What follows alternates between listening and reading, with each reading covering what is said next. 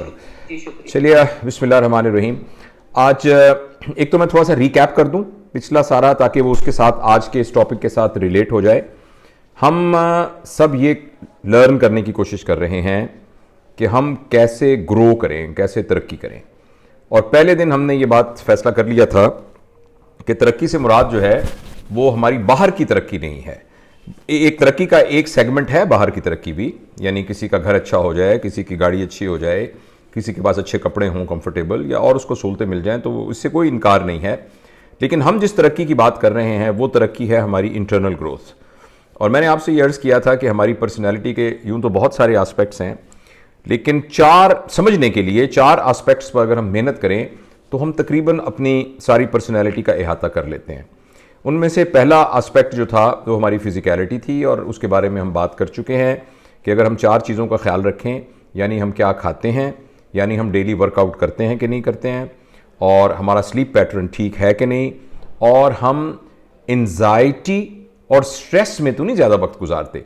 अगर इन चार चीज़ों को हम मद्देनज़र रखें तो हमारी फ़िज़िकैलिटी यानी बीमारियों के ख़िलाफ़ हमारी मुदाफ़ियत, हमारा एनर्जी लेवल, हमारा काम शाम करने की जितनी ताकत और तवानाई है वो बड़ी अच्छी रहेगी। दूसरा मैंने आपसे अर्ज़ किया था कि हमारा इंटेलेक्ट है, और मैंने आपसे अर्ज़ किया था कि इंटेलेक्ट से मुराद ये है कि हमारा जो इमोशनैलिटी है, सॉरी इंटेलेक्ट से, फिर ज़रा से स्क्रीन में डिस्टर्बेंस, शफीक भाई ज़रा आप इसको बंद कीजिएगा, वो डिस्टर्बेंस हो रही है, इसको आप अपने वाले को ज़रा प्लीज़ इधर कीजिएगा। तो इसके बाद मैंने आपसे अर्ज़ किया था कि दूसरी जो अहम चीज़ है वो हमारा इंटेलेक्ट है, और इंटेलेक्ट से मुराद ये है कि हमें लम्हा मौजूद में रहकर अपनी मेमोरी और हमारी इमेजिनेशन उसका सही इस्तेमाल आ जाए। इस पर हम काफ़ी 1 घंटा गुफ्तगू कर चुके थे, सिर्फ मैं आपको आपकी याद दहानी के लिए उसको रिपीट कर रहा हूँ। और उसके बाद जो तीसरा हमारा एस्पेक्ट है वो हमारी इमोशनैलिटी थी, जिसके बारे में पिछली दफ़ा हमने बहुत बात की थी कि जो हमारा थॉट प्रोसेस है वो असल में बुनियाद है हमारी इमोशनैलिटी की, और अगर हम थॉट प्रोसेस के लेवल पर इसको कंट्रोल कर लें। चौथा जो हमारा एक एस्पेक्ट है वो है स्पिरिचुअलिटी। मेरे ख्याल में जब भी हम ये बात करते हैं तो सबसे मुश्किल मुझे इसी टॉपिक को कवर करना होता है, और मैं इंशाअल्लाह अज़ीज़ पूरी कोशिश करूँगा कि इस मुख्तसर वक्त में इसके बारे में कुछ ना कुछ मैं बता सकूँ। स्पिरिचुअलिटी का उर्दू तर्जुमा है रूहानियत, और रूहानियत जिस लफ्ज़ से निकली है वो लफ्ज़ है रूह। तो इससे पहले कि मैं इस पर बात करना शुरू करूँ, मैं आपसे पूछना चाहूँगा, और पूछने का मतलब ज़रूरी नहीं कि आप बताएं भी, अगर वॉलंटियर करें तो मुझे बहुत खुशी होगी। मैं एग्जैक्ट 30 सेकंड बिल्कुल खामोश रहूँगा, और मैं आपसे ये चाहूँगा कि आप बिल्कुल खामोशी से सोचें, और सोच के अगर कोई वॉलंटियर करना चाहे तो ये बताए कि आपके कॉन्सेप्ट में रूह क्या चीज़ है। The time starts now.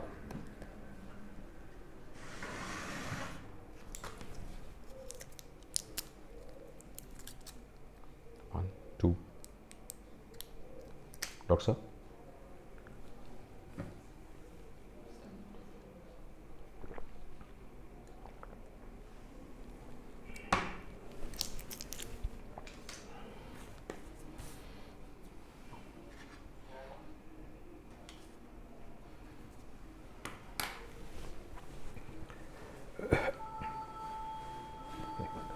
कोई दोस्त बताना चाहेगा कि उनके जहन के अंदर क्या कॉन्सेप्ट है कि रूह क्या है?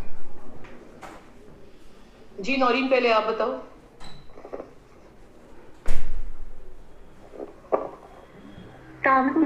जी वालेकुम सलाम। जो मुझे समझ आती है, मेरे ख्याल में तो जो हमारे अंदर जो एनर्जी है, जो एहसास है, जो भी जिंदगी की मतलब लहर है, वही है रूह। जी बेहतर। कोई और दोस्त अपनी राय देना चाहे? बहुत शुक्रिया। जी मेरे ख्याल में जो इनसाइड ऑफ आवर सेल्फ है, मुझे लगता है कि जो मैं कहती हूँ कि नौरीन, हम ये समझते हैं, आप और दूसरे लोग ये समझते हैं कि जो मेरा बाहर का जो मेरा अटायर है, which is my body, that is Naureen. But what ever is inside, the something that is breathing, the someone who understands and who is talking, I think that is Naureen. Which means your memory, which means your intellect? I mean my heart and soul, which cannot be said like the memory or the intellect, which means everything that I am. Okay, fine. Everything that is me. ठीक है, बहुत जो बहुत comprehend करता है, जो nature से अपने आप को कनेक्ट करता है, जो कहता है कि मैं इबादत में था, जो कहता है कि मैं किसी की मोहब्बत में था, जो मैं कहता है कि मैं किसी से बदला लेना चाहता था, जो जी, कहता है कि मुझे आखिरत याद रहती है, जो कहता है कि मैं रिपेंट करता हूँ, दैट इज मी। सही। तो आपका शफीक साहब आप प्लीज, आप फिजिट ना करें प्लीज। अच्छा, मुझे ये बताइए कि ये जो कहता है कि मैं इबादत करता हूं, वो तो हमारा दिमाग ही कहता है ना, हमारा इंटेलेक्ट ही कहता है, हमारा होश ही कहता है ना। जैसे अगर आदमी बेहोश हो। The more sensitive you are, तो मैं अपने हवाले से बात करती हूँ कि the more sensitive you are, सिर्फ मेरा दिमाग नहीं कहता कि मैं क्या करना चाहती हूँ। सही है। मुझे लगता है the every part of my body, मुझे लगता है कि मैं शायद ये एग्जैजरेटेड ना हो जाए, मुझे लगता है कि every aspect of my self सही। And every hair of my body and everywhere in my body, मुझे लगता है मेरे जिस्म का हर हिस्सा एक चीज की जिसकी तवक्को करता है, जिसकी लॉन्गिंग करता है, वो हर चीज है। मैं अगर कहती हूँ कि मैंने नमाज पढ़नी है, तो ये नहीं है कि मेरा दिमाग कहता है कि मैंने नमाज पढ़नी है। मेरा when I think about ablution, when I think of my मुसल्ला, when I think of time, तो व्हेन आई थिंक इस ऑफ सारे के लिए इस सारे के लिए जो सॉरी सॉरी मैं इंटरप्ट कर रहा हूं, इस सारे के लिए जो मेन फोर्स है वो तो हमारा थॉट प्रोसेस ही हुआ ना। यानी जब आपकी नमाज पढ़नी है, तो अगर फर्ज करें एक शख्स अनकॉन्शियस है, तो फिर तो उसका कोई चीज मौजूद नहीं है ना जो उसको कह रही है कि नमाज पढ़नी है।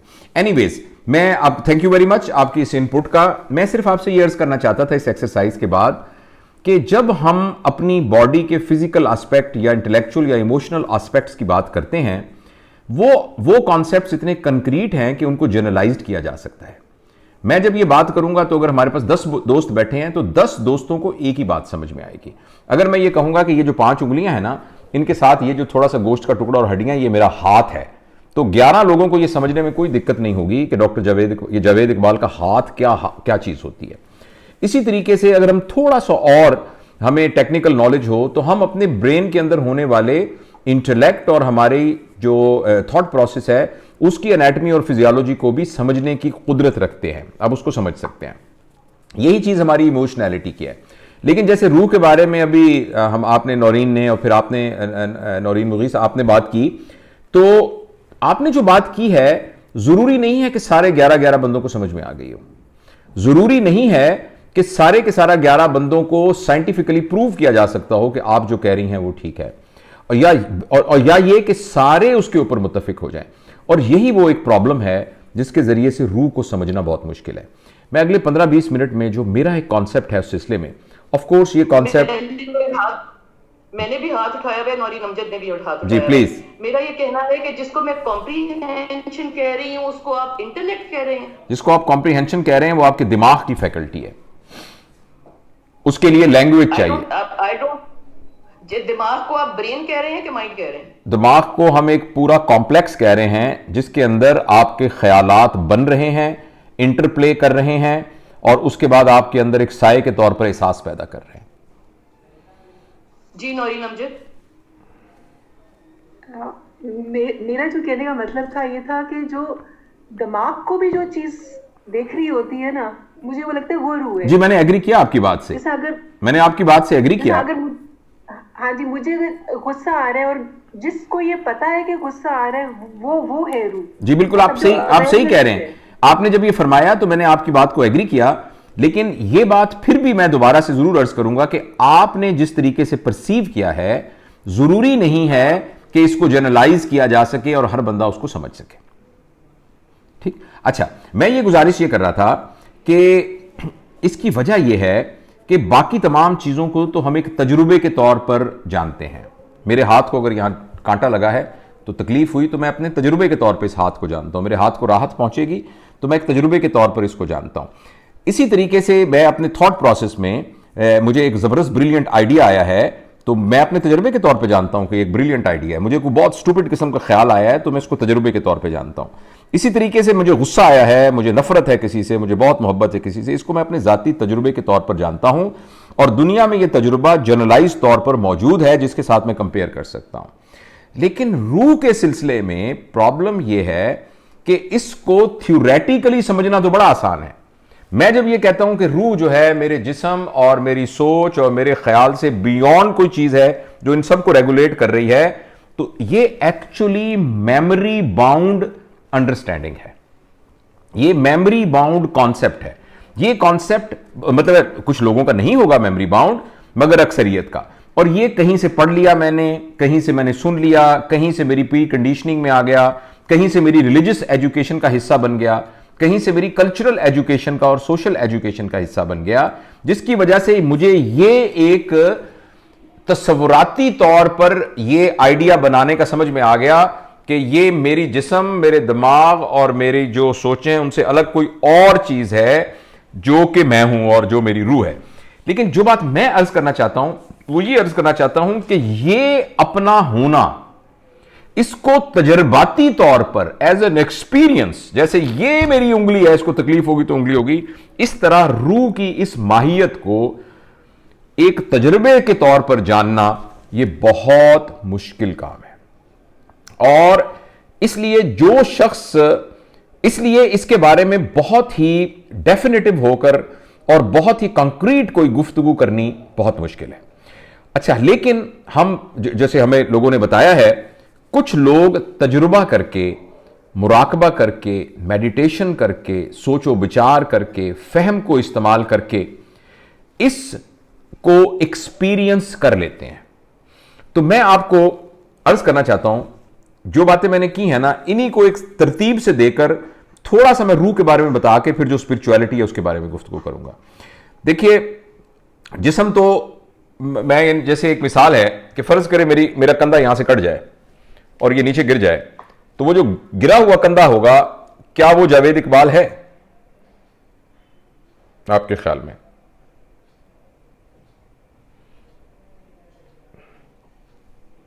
आपके ख्याल में ये मेरा कंधा यहां से कट जाए और वो गिर के परे चला जाए, जमीन पे पड़ा हो, तो वो जो गिरा हुआ कंधा है पूरा बाजू, क्या वो जावेद इकबाल होगा?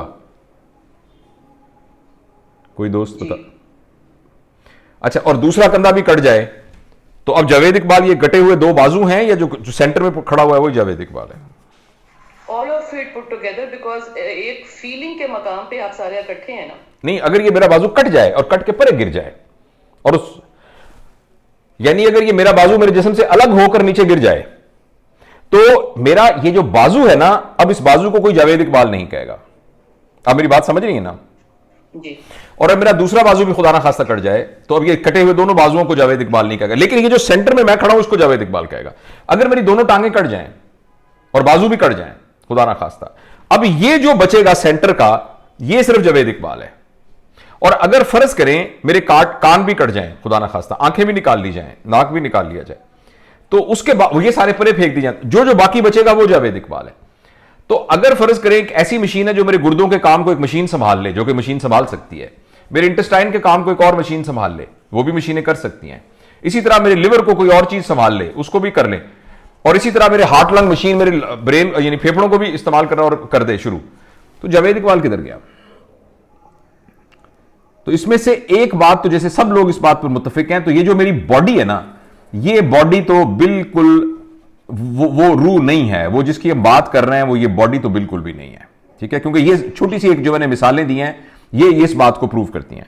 तो यही बात। अच्छा, दूसरी बात यह है फिर जो इंटेलेक्ट है, जो मेरी जहानत है, जब मैं पैदा हुआ था तो उस वक्त मैं था, जब मैं पैदा हुआ था तो उस लम्हे में था, लेकिन उस वक्त मेरे पास कोई जहानत नहीं थी, मेरे पास कोई मेमोरी नहीं थी, मेरे पास कोई इमेजिनेशन नहीं थी, मेरे पास क्रिटिकल थिंकिंग ब्रेन नहीं था। पोटेंशियल मौजूद थे मगर ये तमाम फैकल्टीज मौजूद नहीं थी, लेकिन मैं फिर भी था। तो इसीलिए ये इंटेलेक्ट जो है ना, बेसिकली ये भी जावेद इकबाल नहीं है। लेकिन और इसके बाद इसका मतलब यह है कि बॉडी तो एक मजबूरी है। जब इंसान इस दुनिया में आता है तो बॉडी का होना तो उसकी एक ऑब्लिगेटरी मजबूरी है, एक ऑब्लिगेशन है कि जावेद इकबाल को उस बॉडी के साथ आइडेंटिफाई किया जाना पड़ेगा। लेकिन हमने फर्दर अभी इस बात को डिस्कस करके लॉजिकली कहा है कि अगर ये बॉडी सारी कटनी शुरू हो जाए फिर भी वो जावेद इकबाल वो बॉडी नहीं है। लिहाजा जब एक बच्चा पैदा होता है तो बॉडी उसके साथ मौजूद होती है एज एन ऑब्लिगेशन, और एक वो जावेद इकबाल, जावेद इकबाल तो खैर बाद में मां बाप ने नाम रखा है, एक वो मैं होता हूं, वो जिंदगी होती है, वो रूह होती है। और उसके ऊपर पहले सांस के साथ ही एक तीसरी चीज आनी शुरू हो जाती है, जो उसका इंटेलेक्ट है, जो उसकी मेमोरी है।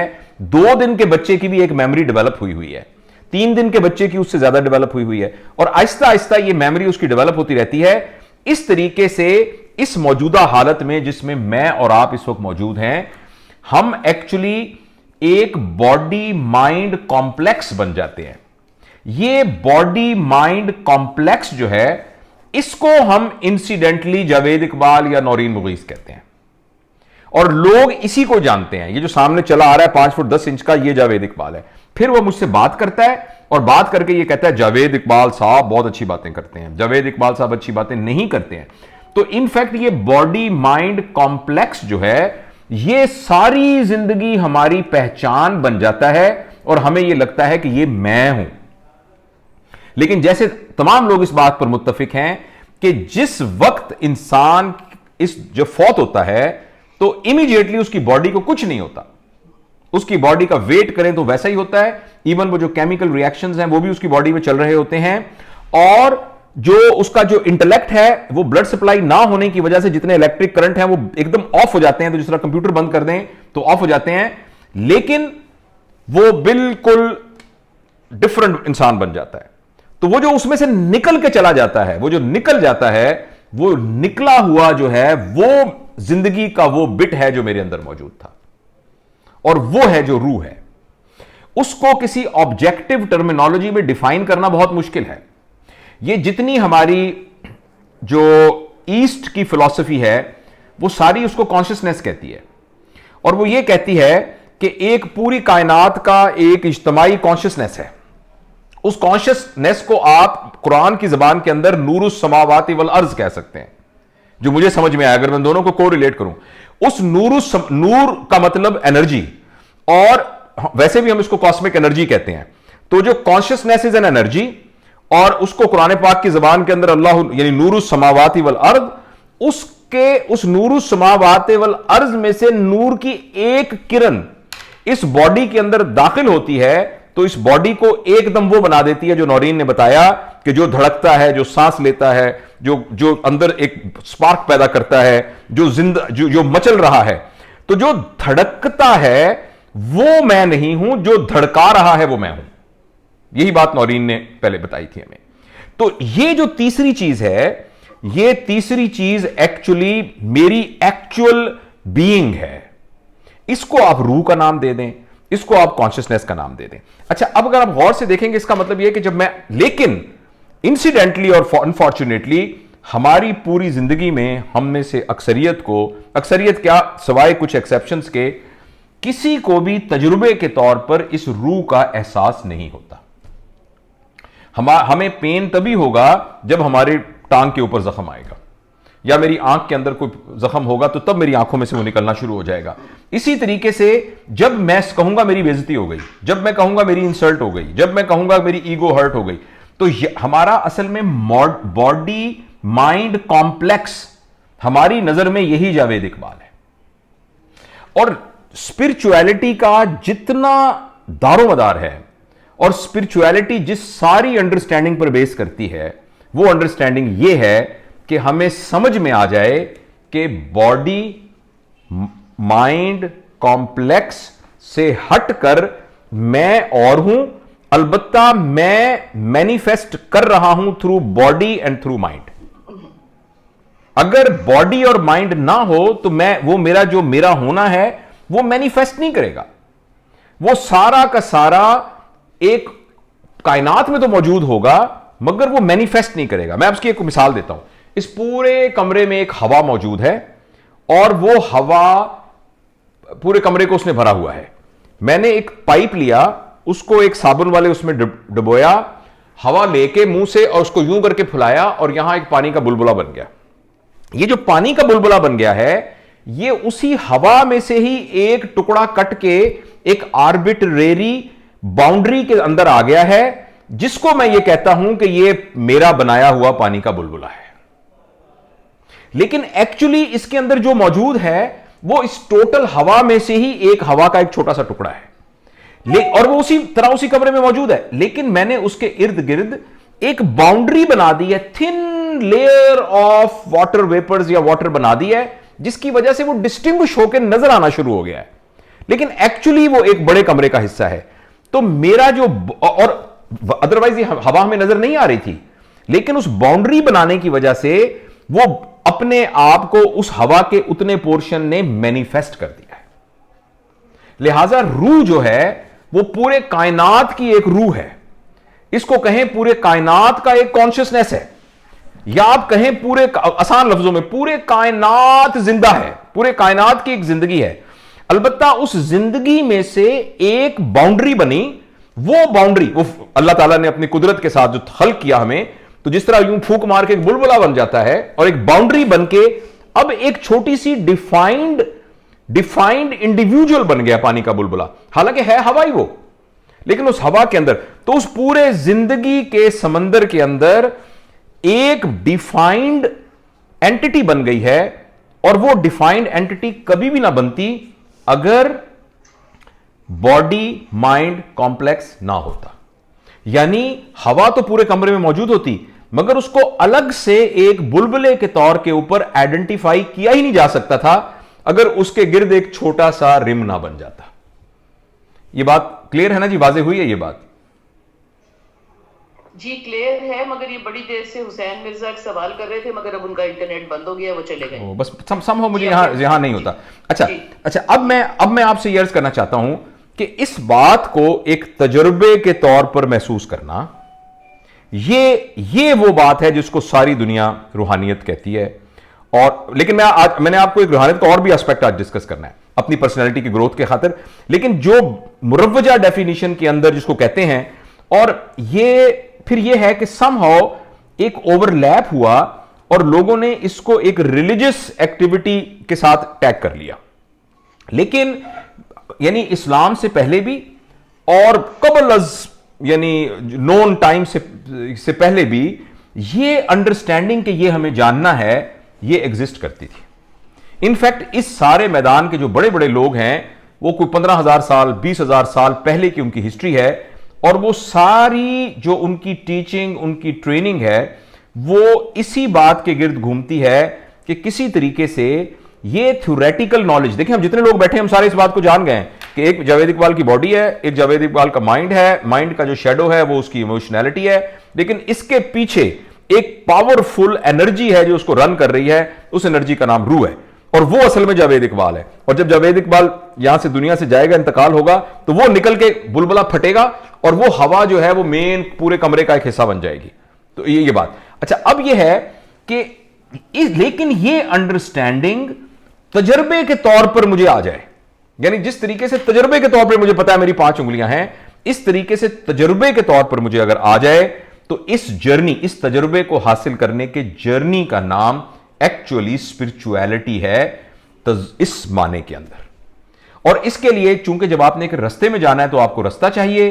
कुछ लोग इसको मजहब के रास्ते से अचीव करते हैं, और ये एक ऐसे माइंड के साथ जिसकी बचपन से प्री कंडीशनिंग, उसकी तरबियत, उसकी ट्रेनिंग एक मजहबी हवाले से हो जाए, तो वो बड़े आसानी के साथ इस जर्नी का एंड पॉइंट और आउटकम खुदा ताला तक पहुंचना, उसको डिफाइन करके।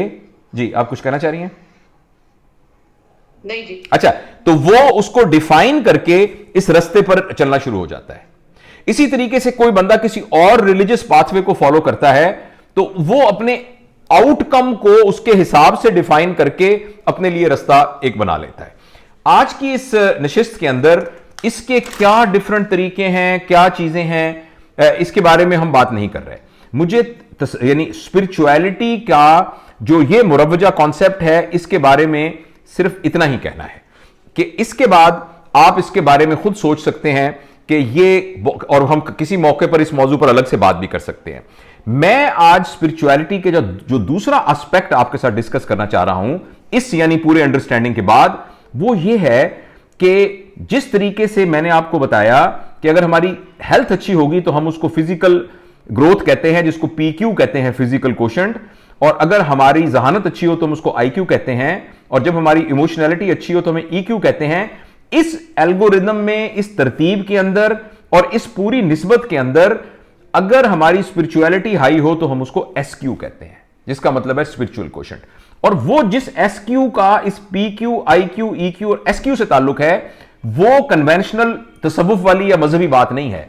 उस SQ का मतलब यह है कि मेरी सेहत बहुत अच्छी है, मेरे ख्याल बड़े पॉजिटिव हैं, मेरा बड़ा लर्निंग एटीट्यूड है, मेरी इमोशनैलिटी बहुत स्ट्रांग है। ये क्यों है? ये जो क्यों का सवाल तलाश करना है ना, ये मैं क्यों करता हूं, मैं बहुत अच्छा इंसान हूं, मैं बहुत मेहनत करता हूं, मैं लोगों के साथ भलाई करता हूं, मैं लोगों का ख्याल रखता हूं, मैं क्यों करता हूं। ये जो क्यों का सवाल है, इसकी अंडरस्टैंडिंग का नाम स्पिरिचुअल क्वोशंट है। लिहाजा आज हम दो बिल्कुल मुख्तलिफ बातें हमने की हैं।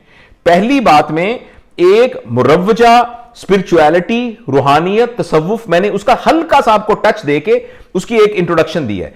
और दूसरी तरफ मैंने यह बताया है कि जो पर्सनल ग्रोथ के कॉन्टेक्स्ट के अंदर जो हम स्पिरिचुअल ग्रोथ कहते हैं, उसका मतलब यह है कि हम अपनी फिजिकल पावर और physical potential, emotional intellectual potentials को किस पर्पज के लिए इस्तेमाल करते हैं। इस बात को समझाने के लिए मैं आपको छोटी सी एक मिसाल देता हूं। फॉर एग्जाम्पल, एक आदमी है तो उसने एक दुकान खोली है। उस दुकान के अंदर वो बिल्कुल ईमानदारी से अपना सौदा बेचता है और उसके अंदर कहीं वो मिलावट नहीं करता, उसका वेट बिल्कुल ठीक है, ग्राहकों के साथ उसका रवैया बिल्कुल ठीक है। और इस सारे काम में वो कहता है कि यार मैं ना जितने हो सके मैं पैसे कमाऊं, क्योंकि ये पैसे कमाने के बाद ना मैं जो अपना मेरा घर है ना वो है 5 मरले का, उसको मैंने ना 2 कनाल का बड़ा घर बनाना है किसी बड़े इलाके के अंदर। दूसरी बात यह है कि मैंने अपनी बेटियों की शादियां बहुत शानदार तरीके से करनी है, मेरे पास पैसे नहीं होंगे तो मैं कैसे करूंगा, तो मैं उनके लिए जहेज भी बनाऊंगा, उनके लिए अच्छे रिश्ते दूंगा, उनको मैं एक घर बना के प्लॉट भी दूंगा, और मैं अपने बच्चे को एक और बिजनेस शुरू करा, फॉर एग्जाम्पल। अच्छा, अब वो कोई भी गुनाह का काम नहीं कर रहा, कोई भी गलत काम नहीं कर रहा, हक हलाल से काम कर रहा है, वो किसी कानून नहीं तोड़ रहा, किसी एथिक्स और मोडालिटी को वो बाईपास नहीं कर रहा। अच्छा, एक और दुकानदार है, वो दुकानदार जो है वो कहता है कि यार मैं मेहनत करता हूं, मैं पैसे कमाता हूं, वो इसलिए कि मैं चाहता हूं कि मेरी जरूरत के अलावा जब पैसे मुझे कुछ बच जाएं, उसके जरिए मैं अपने मोहल्ले के अंदर एक ओल्ड होम खोलूं, और जिसके जरिए मैं जो बूढ़े बूढ़े लोग होते हैं जिनके घर जिनका कुछ संभालने वाले नहीं तो उनको संभालूं। इसके अलावा ये जो बच्चे गलियों में फिरते हैं ना, तो मैं एक 5 मरले का मकान लेके पैसे, तो उसके लिए मुझे पैसे चाहिए, तो मैं अपनी दुकान पर बहुत मुझे मेहनत करनी पड़ेगी, तो मैं एक 5 मरले का मकान लेकर वहां मैं एक छोटा सा स्कूल खोलूंगा, जहां फ्री जो बच्चे होते हैं ना, जो दिन भर ऐसे गलियों में फिरते रहते हैं, उनको मैं पढ़ाऊंगा। अच्छा, अब दोनों के दोनों एक ही दुकान चला रहे हैं, एक ही तरह से उसी तरह से मेहनत कर रहे हैं, ईमानदारी से कर रहे हैं, दोनों बिल्कुल प्रॉपर किस्म के यानी एथिक्स और मोरालिटी के हिसाब से कर रहे हैं, लेकिन इन दोनों की स्पिरिचुअलिटी बहुत डिफरेंट है। तो जब हम स्पिरिचुअलिटी की पर्सनल ग्रोथ के लेवल पर बात करते हैं तो उससे मुराद यह होता है कि whatever we are doing, why we are doing, यानी हमारा जिंदगी गुजारने का जो पर्पस है, क्या वो लोअर लेवल पर्पस है या वो हाई लेवल पर्पस है।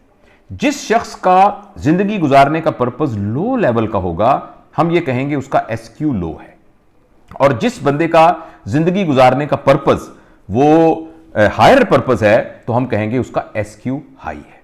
राइट, तो ये है एक्चुअली कॉन्सेप्ट स्पिरिचुअल क्वोशंट का। तो हम सब, अच्छा, इस लिहाज से एक स्टडी के मुताबिक दुनिया में जितने इंसान हैं उनको हम बेसिकली उनके SQ के हिसाब से 3 कैटेगरीज में डिवाइड कर सकते हैं। जो पहली कैटेगरी है, यह समझने के लिए है, आर्बिट्रेरी है। जो पहली कैटेगरी है उसके मुताबिक कुछ लोगों का SQ बॉडी लेवल पर होता है। बॉडी लेवल का मतलब यह है कि वो जितनी भी मेहनत करते हैं, उनका फिजिकल क्वोशंट, उनका इंटेलेक्चुअल क्वोशंट, उनका इमोशनल क्वोशंट, ये जितना भी ग्रो कर जाए, इसका पर्पस सिर्फ बॉडी की नीड को पूरा करना ही होता है। वो लोग जिनकी सारी की सारी तवानाइयां बॉडी की जरूरियात को पूरी करने में खर्च हो रही हों, तो ये इनको हम कहते हैं कि इनकी स्पिरिचुअलिटी बॉडी लेवल पर है। यानी आप समझ रहे हैं कि यानी मेरे पास गाड़ी अच्छी हो, मेरे पास कार अच्छी हो, मेरे पास पैसे बहुत अच्छे हों, मेरा बंगला बहुत अच्छा हो, मेरे पास अथॉरिटी हो, मेरे पास बहुत ज़्यादा इख्तियारात हों, मैं इलाके का बड़ा लीडर हूँ, वट एवर ब्ला ब्ला ब्ला। तो और इसके अलावा और जो बॉडी की अच्छा खाना हो, अच्छा पहनना हो, सेक्स की रिक्वायरमेंट है, जिनकी सारी की सारी सलाहियतें इसमें खर्च हो रही होती हैं, तो ये अपनी स्पिरिचुअलिटी के लो लेवल पर होते हैं। कोई भी ये नहीं कह रहा कि स्पिरिचुअलिटी के लो रहना या मिडल रहना या ऊपर रहना सही है या गलत है, यह इंसान की अपनी चॉइस है। क्योंकि हमने पहले तय किया हुआ है कि इसका इससे कोई ताल्लुक नहीं है कि वो एथिक्स, मोरालिटी, लॉ उसको फॉलो करता है कि नहीं करता। इसका ताल्लुक सिर्फ इस बात से है कि उसकी सारी की सारी एफर्ट बॉडी की रिक्वायरमेंट को पूरा करने में खर्च होती है। अगर ऐसा होगा तो इसका एक नेचुरल कॉन्सिक्वेंस है, इसका एक नेचुरल आउटकम है। वो ये है कि ऐसा बंदा हमेशा कंपटीशन में रहेगा, हमेशा जेलसी में रहेगा, हमेशा ईगोइस्टिक रहेगा और हमेशा उसकी लाइफ डिजायरस होगी। डिजायर की डेफिनेशन होती है वो जो कभी पूरी ना हो, लिहाजा वो हर वक्त एक सेंस ऑफ इनकंप्लीट अचीवमेंट में अपनी जिंदगी गुजारेगा। तो जो लोग बॉडी लेवल पर होते हैं ये उनकी टोटल स्पिरिचुअलिटी का हाल होता है। इसके अलावा कुछ लोग जो है वो हार्ट लेवल पर होते हैं। वो लोग जो हार्ट लेवल पर होते हैं उनके और बॉडी लेवल के दरमियान एक तरह का क्वांटम लीप होती है। यानी अगर बॉडी लेवल के लोग जमीन पर हैं तो समझें ये चांद पर हैं, इतना फर्क होता है। इनकी जरूरियात जो हैं वो बॉडी की जरूरियात से हटकर ज्यादा जरूरियात एहसास के लेवल पर होती हैं। ये वो लोग होते हैं जो आर्ट लवर होते हैं, ये वो लोग होते हैं जो लिटरेचर लवर होते हैं, ये वो लोग होते हैं जो नेचुरल ब्यूटी के साथ अच्छा वक्त गुजारते हैं, ये वो लोग होते हैं जिनके लिए रिलेशनशिप की बड़ी वैल्यू होती है। रिलेशनशिप के लिए बॉडी लेवल की जरूरियात खत्म भी हो जाएं तो फिर भी ये रिलेशंस को यानी प्रेफर करेंगे। तो कुछ लोग जो हैं अपनी स्पिरिचुअलिटी में ये हार्ट के लेवल पर होते हैं और इनकी निशानियां ये होती हैं कि ये जैसे मैंने आपको बताया, इन सबसे बड़ी निशानी ये होती है कि ये अपने वक्त का काफी सारा हिस्सा ऐसा गुजार रहे होते हैं कि बाकी लोगों के नजदीक वो बड़ा यूजलेस होता है। वो कहते हैं यार ये सुबह से लेकर दुकान पे जाने की बजाय बैठा घर के अंदर ना किताबें पढ़ता रहता है।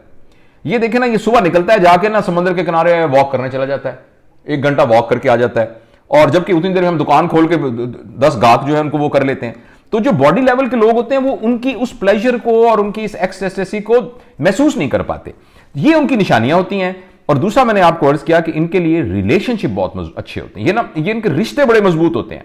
और जैसे किसी ने पिछले एक वीडियो भी कहीं चल रही थी, किसी ने कह रहा था कि किसी भले आदमी की निशानी यह है कि उसके बचपन के दोस्त अभी तक उसके दोस्त होते हैं और उनका बचपन का मुलाजम अभी तक उनका मुलाजम होता है। तो ये है हार्ट लेवल के लोग। और बहुत ही थोड़े से लोग, ये एक जगह जहां मैंने ये सब कुछ पढ़ा, उन्होंने कहा कि इंसिडेंटली और अनफॉर्चुनेटली अराउंड 95% लोग इस दुनिया में रहने वाले ये बॉडी लेवल पर अपनी जिंदगी गुजार रहे हैं और ये बड़ी दुख की बात है। इसीलिए दुनिया को सुख का गहवारा नहीं बनी हुई, इसी तरह दुनिया जो है वो जन्नत का नमूना नहीं बनी हुई। इसीलिए अफराद, मुआशरा, इज्तिमा, कौमें, ये सारी मजाहिब, ये सारे एक दूसरे से लड़ रहे हैं क्योंकि ये बॉडी लेवल के ऊपर ब्रीथ कर रहे हैं सारे। और उन्होंने ये बताया कि 4.5% जो है वो हार्ट के लेवल पर हैं दुनिया में, और वेरी फ्यू पीपल 0.5% हार्ट से स्पिरिट के लेवल पर आ जाते हैं। यहां मैं वो जो अपनी पहली वाली बात है उस बात को इसके साथ कन्वर्ज करना चाहता हूं। और वो लोग जो स्पिरिट के लेवल पे होते हैं उनमें और हार्ट वाले लेवल में ये फर्क होता है कि हार्ट के लोग ब्यूटी को अप्रिशिएट करते हैं, आर्ट को अप्रिशिएट करते हैं, रिलेशंस की ब्यूटी को अप्रिशिएट करते हैं, नेचर को अप्रिशिएट करते हैं, जबकि स्पिरिट वाले लोग इन तमाम चीजों के क्रिएटर होते हैं। वो ये नहीं है कि आर्ट को पसंद करते हैं, वो आर्ट को क्रिएट करते हैं। वो ये नहीं है कि वो ब्यूटी के अप्रिशिएटर होते हैं, वो ब्यूटी क्रिएट करते हैं।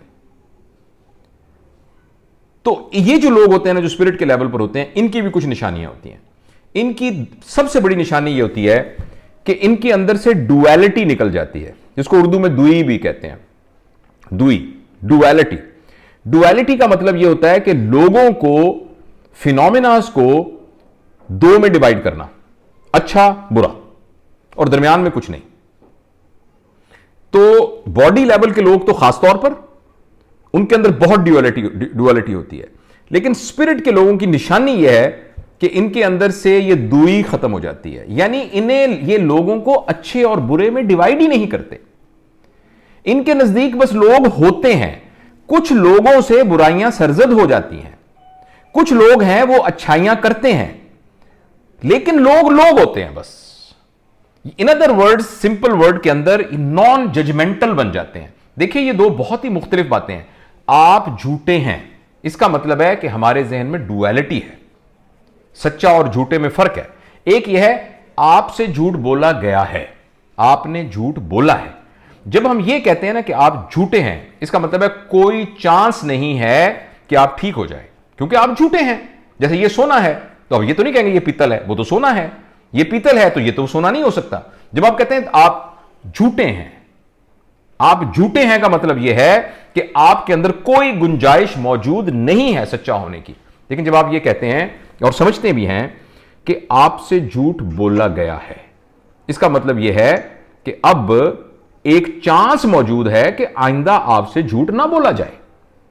तो ये जो लोग होते हैं ना स्पिरिट के लेवल पर, ये वो लोग होते हैं जिनको हमारे लोग बाबा जी कहते हैं, ये वो लोग हैं जिनको मास्टर्स कहते हैं, ये वो लोग हैं जिनको गुरु कहते हैं, ये वो लोग बाबा जी होते हैं। तो इनके अंदर से डुअलिटी खत्म हो जाती है। जब डुअलिटी खत्म हो जाती है ना, तो फिर इन्हें कोई बुरा नहीं लगता। जब इनको कोई बुरा नहीं लगता तो एक्सटर्नल फैक्टर एक्चुअली इनके ऊपर इंफ्लुएंस नहीं डालते।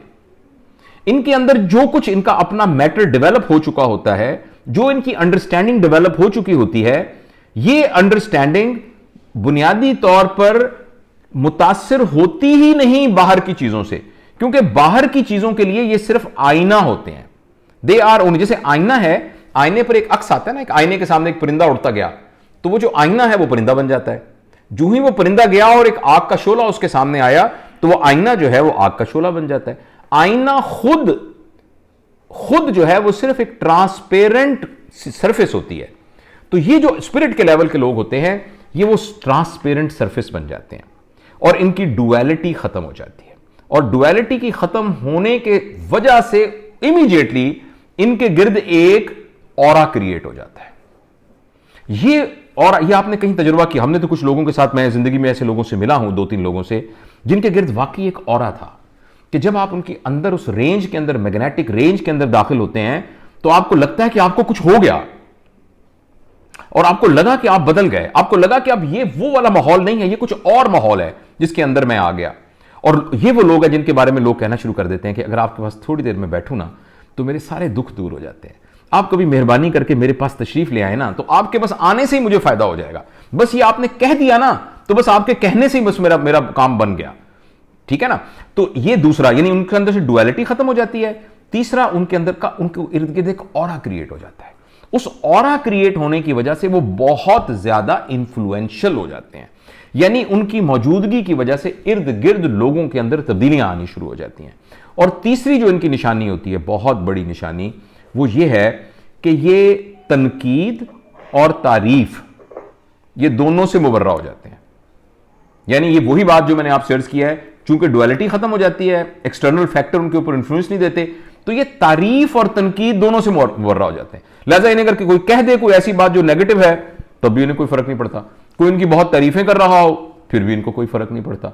तो ये 3 क्राइटेरियाज हैं जो कि हम बताती हैं कि आदमी जो है वो हार्ट लेवल से स्पिरिट लेवल पर चला गया। अगर मैं इसको फिजिकली आपको समझाने की कोशिश करूं कि अगर बॉडी लेवल के लोग जमीन पर बैठे हुए हैं, तो आप ये समझें कि हार्ट लेवल के लोग जो हैं वो चांद या मरीख पर हैं, और जो स्पिरिट लेवल के हैं वो शायद पता नहीं आसमानों के कौन से। इतना फर्क उनके अंदर क्रिएट हो जाता है। अच्छा, अब मैंने आपको अर्ज किया, अगर कोई आदमी अपनी पूरी जिंदगी बॉडी लेवल पर गुजार रहा है, तो दुनिया में 90% लोग बॉडी लेवल पर जिंदगी गुजार रहे हैं। इसमें कोई मतलब है, कोई ऐसी बुरी बात नहीं है। इस तरह कोई आदमी हार्ट लेवल पर गुजारना चाहता है स्पिरिट, लेकिन ये आपकी अपनी चॉइस है। जैसे अगर कोई आदमी एनिमल लेवल पर जिंदगी गुजारना चाहता है, तो इसकी अपनी चॉइस है। एनिमल जो है वो बुनियादी तौर पर बॉडी के गिर्द रिवॉल्व कर रहा होता है ना, तो फिलोसॉफिकली स्पीकिंग, तो लिहाजा कोई आदमी एक बकरी के लेवल पर जिंदगी गुजारना चाहता है, या किसी और यानी इसी जीरो के लेवल पर जिंदगी गुजारना चाहता है, तो बेसिकली कोई यानी गधा होना या बकरी होना या मुर्गा होना, तो कोई ऐसी कोई बुरी बात तो नहीं है। लेकिन अल्लाह ताला ने हमें इम्कानात जो दिए हैं, वो बकरी, मुर्गा, गाजर, मूली से बियॉन्ड दिए हैं। तो जब हम स्पिरिचुअल ग्रोथ की बात करते हैं, तो असल में हम ये कह रहे होते हैं कि हमें अपनी जिंदगी का जो भी हम काम कर रहे हैं, वो बॉडी लेवल से ऊपर उठकर गुजारनी चाहिए। हमें एटलीस्ट हार्ट लेवल पर आना चाहिए, और अल्लाह ताला हमें अगर तौफीक दे तो हम स्पिरिट लेवल पर भी आ जाए।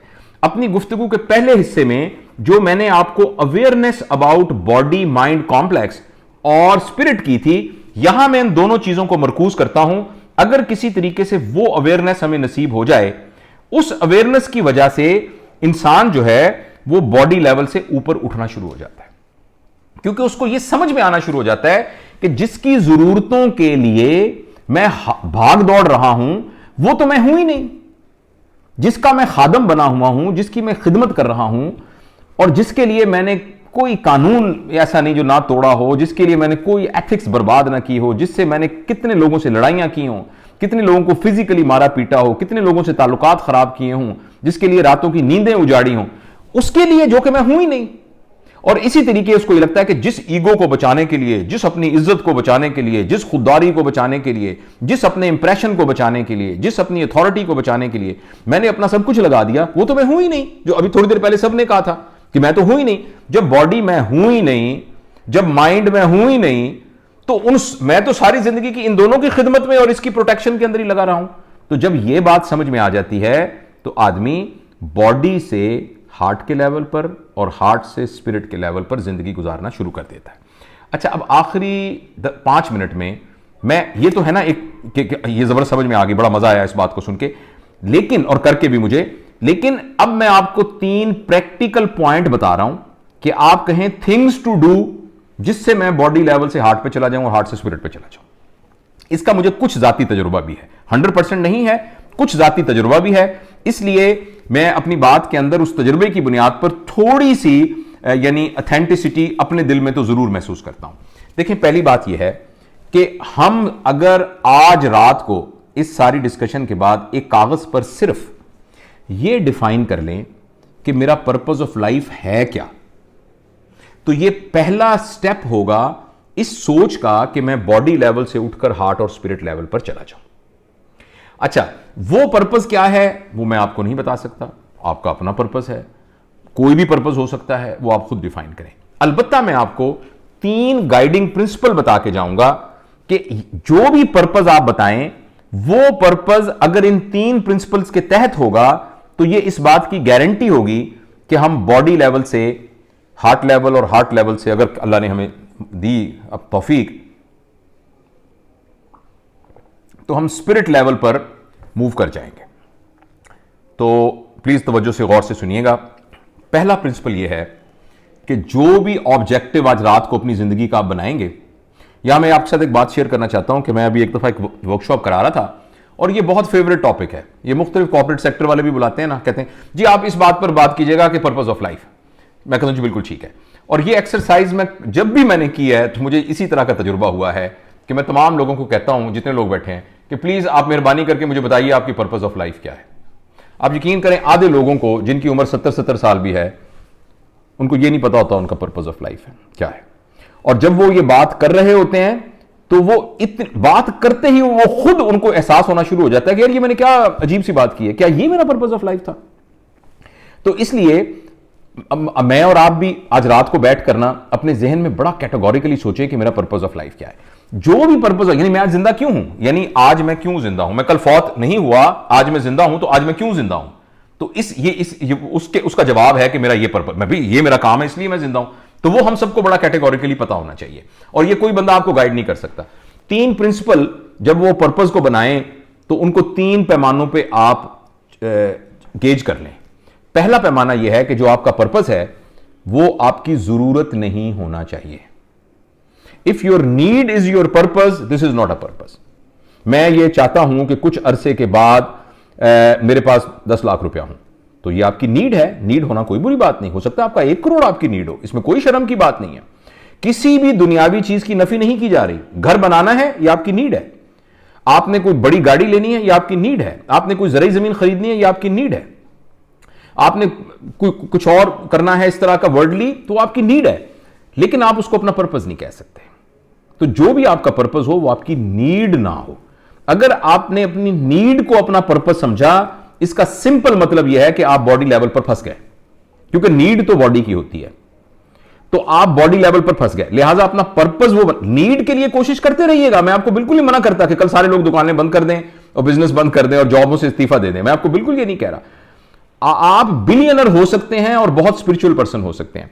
तो उसमें मैं आपसे अर्ज कर रहा हूं कि पहला प्रिंसिपल यह है कि आपकी नीड आपका पर्पस ना हो, तो कुछ और सोचिए जो आपकी नीड नहीं है, नीड को अलग से कर दीजिए। नंबर 2, जो भी आपने पर्पस डिफाइन किया है वो टाइम बाउंड नहीं होना चाहिए कि मैं 4 साल के बाद यह हासिल करना चाहता हूं। वो इसलिए कि इस वक्त दुनिया में रिसोर्सेज इतने ज्यादा मौजूद हैं कि आप जो चीज 4 साल में हासिल करना चाहते हैं, जब उसके साथ आप डेडिकेशन के साथ उस पर मेहनत करेंगे तो वो तो आप 1 साल में हासिल कर लेंगे, तो आपका पर्पस तो पूरा हो गया। तो जब आपका पर्पस पूरा हो गया तो फिर तो आपका जिंदा रहने का कोई जवाब नहीं है। जो चीज आपने 4 साल में पूरी करनी थी, अगर आपने 4 साल में उसको अचीव कर लिया तो जो अगला दिन चढ़े उसमें आपको फौत हो जाना चाहिए, इसलिए कि आपका पर्पस तो पूरा हो गया।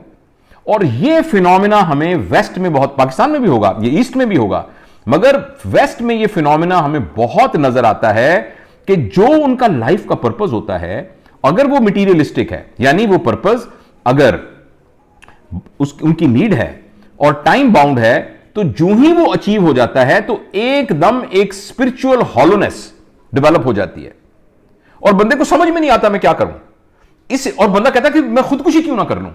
इसलिए कि जब आपका पर्पस ही पूरा हो जाता है और जब आपका जिंदगी का कोई मकसद नहीं रहता, तो जिंदगी की बेमकसदियत इतनी बड़ी ड्राइविंग फोर्स है कि आदमी उसकी खातिर अपनी जिंदगी को खत्म कर सकता है।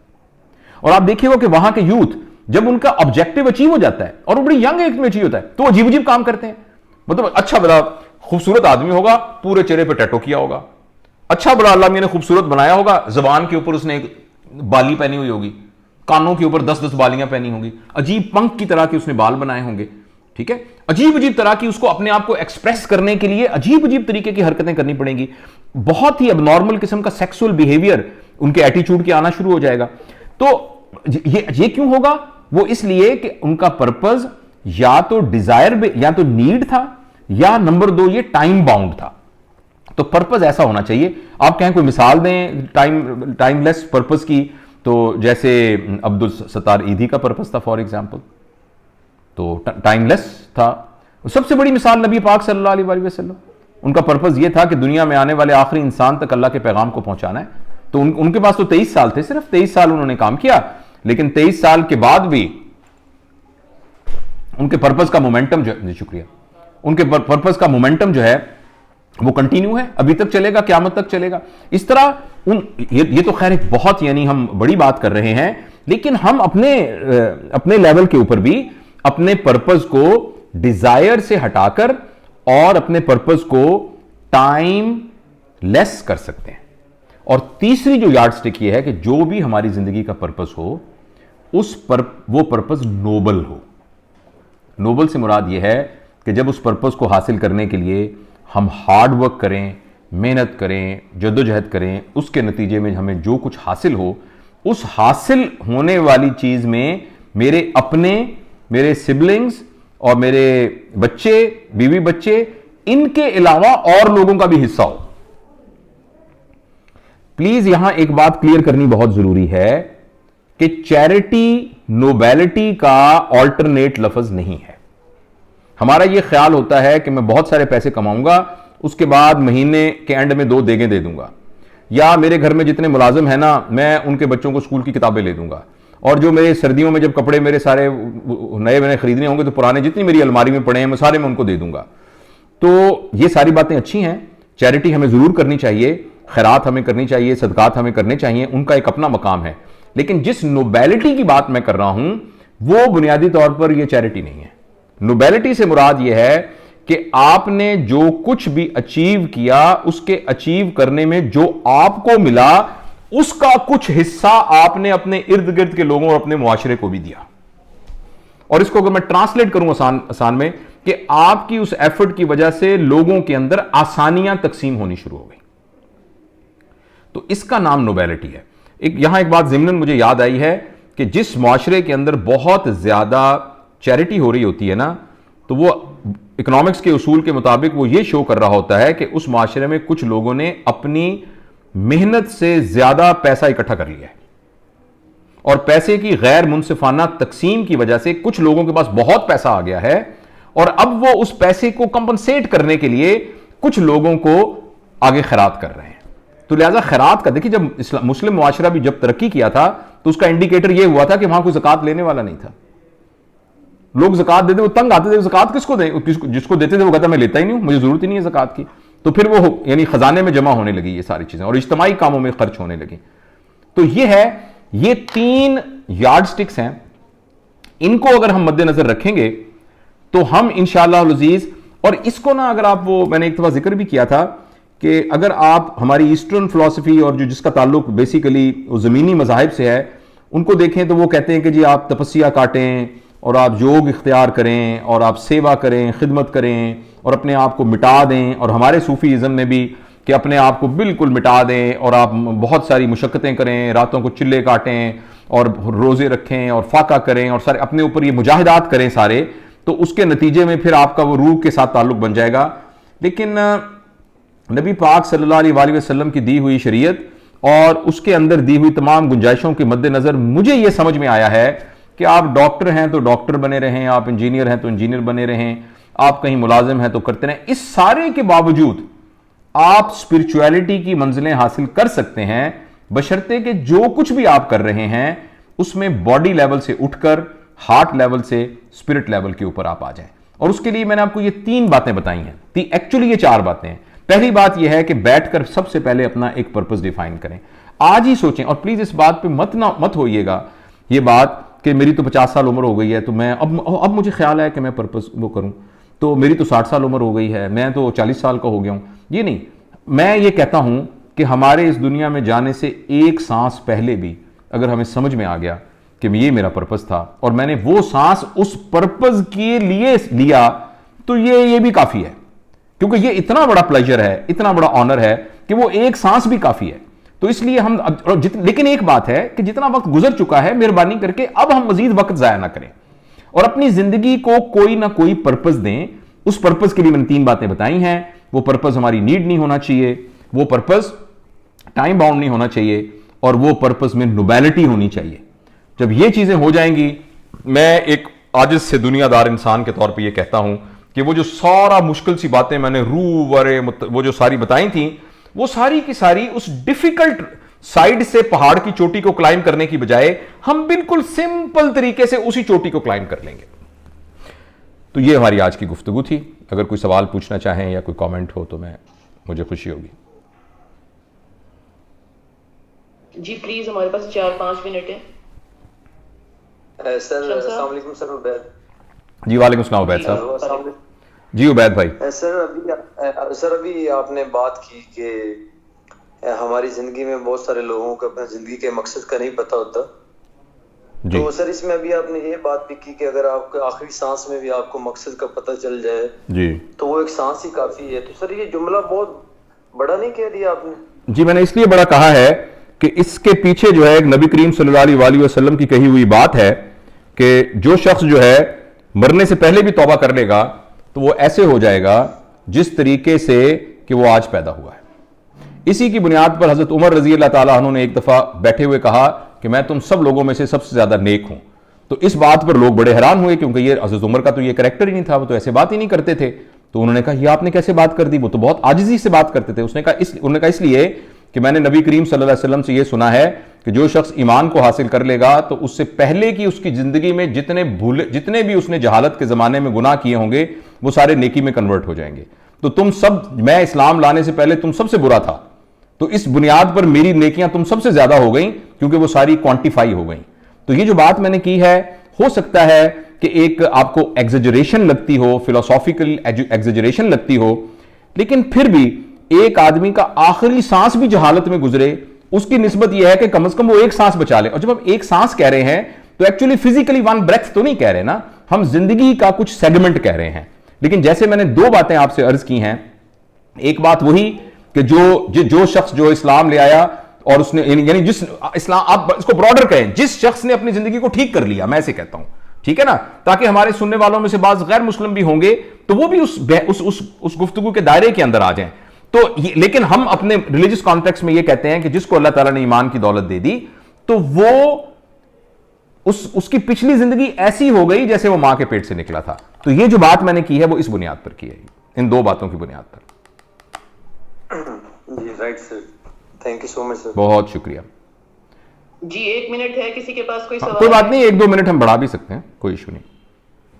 सर कोई सवाल नहीं है जी उबैद, अप्रिसिएशन ही जी उबैद, नहीं मेरा एक और सवाल है जी उबैद प्लीज। सर जी सर मैं कुछ 6-7 साल से सोच रहा हूँ कि मैं अपने गांव में बच्चियों के लिए एजुकेशन का काम करूँ। जी तो सर उसमें मैं अभी तक उस प्लान को एग्जीक्यूट नहीं कर पा रहा हूँ। जी तो इसके बारे में क्योंकि वो मैं अपनी जरूरत नहीं बनाना चाह रहा हूँ, अल्लाह पाक ने कुछ थोड़ा बहुत मुझे दिया हुआ है, बहुत अच्छे, बहुत इसलिए कुछ मुझे थोड़ा सा मशवरा दे दें कि मैं इसे कैसे लेके चलूँ। अभी मैं परेशान हूँ इस मकसद को लेके। जी। इसके लिए ना एक मॉडल डिस्कस करते हैं लोग, जिसे हम कहते हैं hope vision, hope future change, hope future change model. तो सबसे पहले तो आपको पूरी उम्मीद होना चाहिए और आपको यकीन होना चाहिए कि जो कुछ आप करने जा रहे हैं ये हो जाएगा। उसके बाद दूसरा यह है कि फ्यूचर का मतलब यह है कि आप अब बैठ के प्लानिंग करें कि जो कुछ आप हासिल करना चाहते हैं, आज से 4 साल बाद वो क्या होगा, आज से 6 महीने बाद क्या होगा, आज से 2 महीने बाद क्या होगा, आज से 2 साल के बाद क्या होगा। उसके लिए उसकी सब हेडिंग होगी विजन एंड मिशन, राइट। उस विजन और मिशन के अंदर यह आएगा कि उसके लिए रिसोर्सेज कहां से आएंगे, उसके लिए और आपकी टीम में कौन लोग होंगे, कितने और लोग होंगे जिनका होना जरूरी है, जमीन कहां से आएगी, जगह कहां से आएगी, फंड्स कहां से आएंगे, पैसे कहां से आएंगे। उसके बाद फिर तीसरा जो है वो चेंज विल बी ऑटोमेटिक। तो आपने जो भी ख्याल अभी तक आपके जहन में बहुत ही यानी मुबारक ख्याल है, उस ख्याल की एग्जीक्यूशन को टाइम बाउंड करके पहला स्टेप क्या किया है। तो सर पहला स्टेप मैंने सर ये किया है कि मैं वो मस्जिद में पढ़ा रहा हूँ बच्चों को। तो वो मैं मतलब इंशाल्लाह आपने बिल्कुल ठीक किया होगा। मेरा कहने का मतलब है इस तरीके से आप उसको तरतीब में लेके आएंगे तो फिर इंशाल्लाह वो एग्जीक्यूट होगा। तो आप पहला स्टेप ले चुके हैं, अब उसके बाद उसके अगले स्टेप पर गौर करेंगे। फिर आप जहां आपकी अपनी कैपेसिटी जो है वो उसकी लिमिट आ जाएगी तो फिर आप और लोगों को तलाश करेंगे जो कि आपकी कैपेसिटी बिल्डिंग करेंगे, क्योंकि हो सकता है आपको कुछ ऐसे बंदे चाहिए होंगे जिनकी स्किल्स वो हों जो आपके पास नहीं है, तो आपको उनको बीच में इनको रिक्रूट करना पड़ेगा। तो आप इंशाल्लाह इस तरह नेक नियति से करते रहेंगे तो इंशाल्लाह ये हो जाएगा। जी आप सादिया हैं या कौन है? प्लीज आपने हाथ ऊपर किए, आपका नाम नहीं आ रहा, प्लीज आप बोलो, अपना ये अनम्यूट करें अपना माइक। ये जिनका ऑलिव समथिंग लिखा हुआ आ रहा है, हाँ, सुमैया होंगी ये। सुमैया प्लीज बोले आप। ऑलिव आप कह रही हो कुछ? ये ऑलिव का नाम जैतून है, ये बच्ची है एफएससी में पढ़ती है, इसका नाम जैतून है, तो उसकी माँ ने इनका निक नेम ऑलिव रखा हुआ है। जी जैतून आप प्लीज अब जरा अपना अनम्यूट करें, अनम्यूट करें बात करने के लिए। चलिए जी बेटा, हाँ जी मैं सुन रहा हूँ ऑलिव। बस कुछ क्वेश्चन नहीं था, जस्ट आई वांट टू से थैंक्स। जीते रहो बेटा, थैंक यू वेरी मच, बहुत बहुत शुक्रिया, बहुत शुक्रिया। तो नौरीन अब ऐसा है कि जो हमने प्लान किया था ना, तो हम अपनी 5 मीटिंग्स के अंदर एक आउटलाइन ऑफ सेल्फ ग्रोथ जो है उसको हमने डिस्कस कर लिया है। तो अब मेरी ये ख्वाहिश होगी कि अब ये इनपुट जो है वो हमारे दोस्तों की तरफ से हो, तो उसमें अगले 2-3 दिन के अंदर एज अ ग्रुप तमाम लोग डिसाइड करें कि अब हमने किस मौजू पर बात करनी है। बनिस्बत यह कि मैं खुद उसको वॉलंटियर करूं, क्योंकि हम अपनी नीड को असेस करके ना एक बात करें, और वो गुफ्तगू अब 1 घंटे की नहीं होगी। मेरा ये ख्याल है कि वो गुफ्तगू 20 मिनट की होगी, और जो बाकी 40 मिनट होगा उसमें हम इंशाल्लाह in the form of a discourse सारा उसको हम डिस्कस करेंगे ताकि उसकी और डेप्थ में चला जाए। तो आज है थर्सडे, तो मुझे आप मंडे तक ना प्लीज बता दीजिएगा कि कौन सा नेक्स्ट एरिया है जो हमने डिस्कस करना है। जी ठीक है जी, इंशाल्लाह। तो बहुत शुक्रिया मेरी तरफ से, बहुत शुक्रिया जी, बहुत खैर से रहने का। Thank you, thank you so much sir, thank you. ये बंद कर लो, कैमरा बंद कर।